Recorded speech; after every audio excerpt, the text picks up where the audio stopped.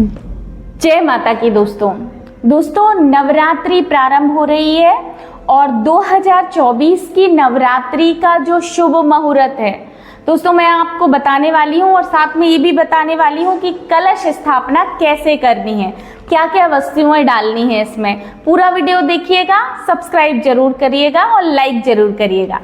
तो दोस्तों जो 2024 की नवरात्रि स्टार्ट हो रही है, अश्विन माह के शुक्ल पक्ष की प्रतिपदा को स्टार्ट होती है, शुरुआत होता है, इसका शुभारंभ होता है नवरात्रि का।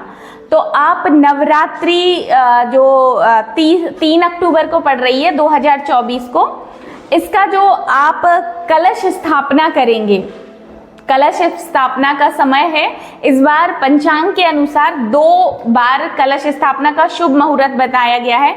जो सर्वश्रेष्ठ मुहूर्त बताया गया है वो सुबह 6:14 से 7:21 तक का समय है, मतलब सुबह का 1 घंटे 6 मिनट का समय है। इस समय में आप कलश स्थापना करेंगे तो सर्वश्रेष्ठ होगा। अगर मान लो आप सुबह नहीं कर पा रहे हैं तो एक और मुहूर्त है अभिजीत मुहूर्त। यह पड़ रहा है 11:45 दिन से 12:33 का समय। ये समय अभिजीत मुहूर्त का होता है। इस मुहूर्त में भी आप कलश स्थापना कर सकते हैं। नवरात्रि के 2 सर्वश्रेष्ठ मुहूर्त हैं, आप इन 2 मुहूर्त में कलश स्थापना कर लीजिए, माँ की चौकी लगा लीजिए।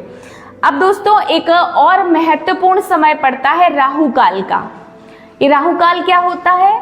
राहु काल में जितनी भी नेगेटिव एनर्जी होती हैं वह आपके कलश में स्थापित हो सकती हैं। तो बचिए, राहु काल में कलश स्थापना से बिल्कुल बचिए, बिल्कुल ना करिए, या कभी भी कोई शुभ कर्म आप राहु काल में बिल्कुल नहीं करिए।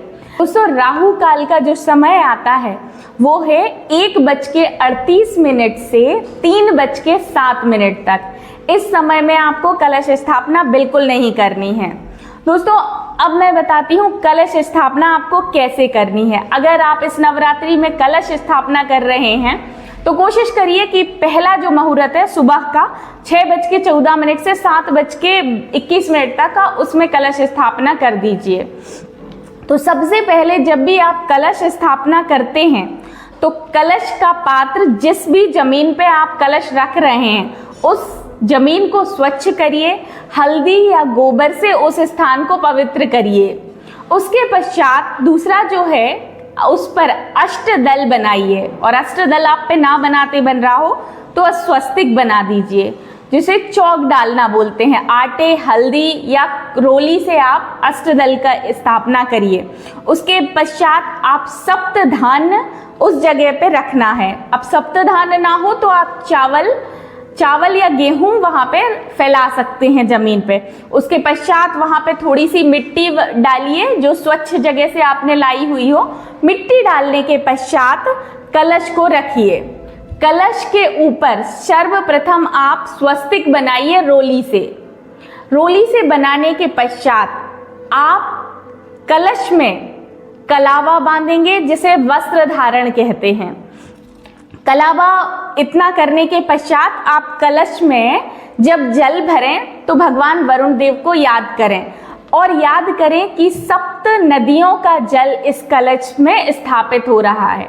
तो आप जब भी कलश में जल डालें तो अगर आपके पास पवित्र नदियों का जल हो, गंगा, जमुना, ब्रह्मपुत्र, नर्मदा, तो आप उस जल को डाल सकते हैं। और अगर आपके पास किसी भी पवित्र नदी का जल नहीं है तो आप सामान्य जल में आवाहन करके माँ गंगा को, माँ नर्मदा को, यमुना, सरस्वती, सब नदियों का आवाहन करें, वरुण देव को देव की याद करें और जल को कलश में डाल दें।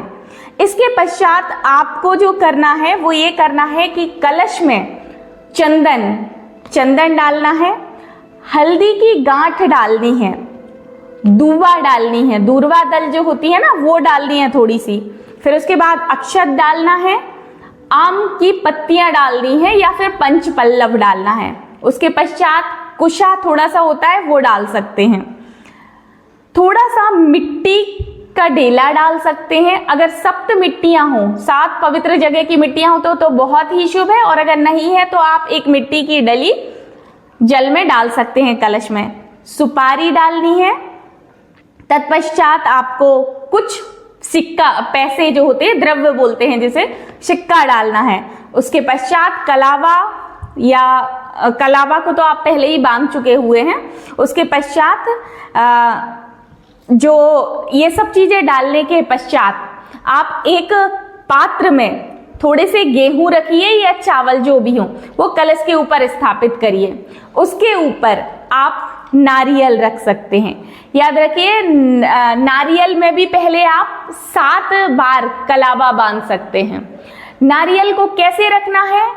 नारियल को जो उसके ऊपर जो 3 आंख होती है वो उसका मुंह होता है, तो मुंह आप नीचे करेंगे तो भी नुकसानदायक है, और उसका मुंह आप ऊपर की साइड करेंगे तो वो भी अच्छा फल नहीं देता है, दरिद्रता लाता है। तो उसको किस साइड करना है? जो उसकी 3 आंख होती हैं उसको आप जिस दिशा में आप पूजा करने बैठे तो वो इस तरह रखें कि आपके मुंह के साइड हो।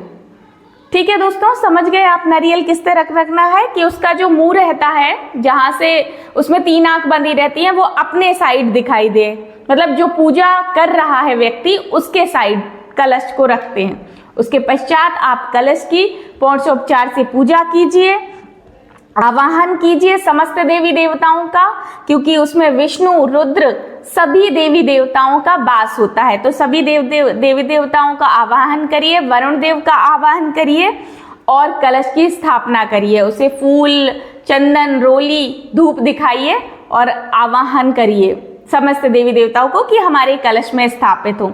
इस प्रकार आपको कलश की स्थापना करनी है, और तत्पश्चात जब कलश की स्थापना हो जाए तो क्षमा याचना करनी है कि मेरी पूजा में जो गलती हो गई हो प्रभु मुझे क्षमा कर दें, और आप इस तरह से कलश स्थापित कर सकते हैं। तो दोस्तों, नवरात्रि में कलश स्थापना करिए, और जो भी समझ में ना आया हो वो कमेंट कर सकते हैं।